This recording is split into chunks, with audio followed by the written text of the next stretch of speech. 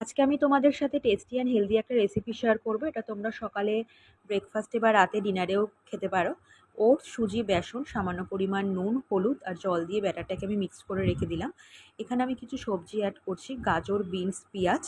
তো গাজরটাকে আমি গ্রেটারের সাহায্যে এখানে গ্রেট করে নিচ্ছি। তো সমস্ত সবজি একসাথে আমি মিক্স করে নেব। আর হ্যাঁ, এখানে কিন্তু আমি একটা কাঁচা লঙ্কাও অ্যাড করেছিলাম।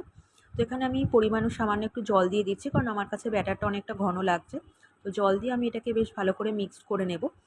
এরপরে আমি একটা এখানে তড়কা দেবো। এখানে সাদা তেলের মধ্যে আমি এখানে সর্ষে ফোড়ন দিয়েছি, তোমরা এখানে কারি পাতাও দিতে পারো। তো সেই মুহূর্তে কারি পাতা আমার কাছে অ্যাভেলেবেল ছিল না। এরপর আমি ওইটা দিয়ে এখানে মিক্স করে নিচ্ছি। তো এরপর একটা তাওয়া গরম করে সামান্য পরিমাণে তেল দিয়ে ব্যাটারটাকে আমি গোলা রুটির মতো এখানে দিয়ে রেখে দেবো। একদম গ্যাসের ফ্লেমটা কিন্তু একদম লো রাখতে হবে, না হলে কিন্তু ভেতরটা কাঁচা থেকে যাবে, ওপরটা কিন্তু ভাজা হয়ে যাবে।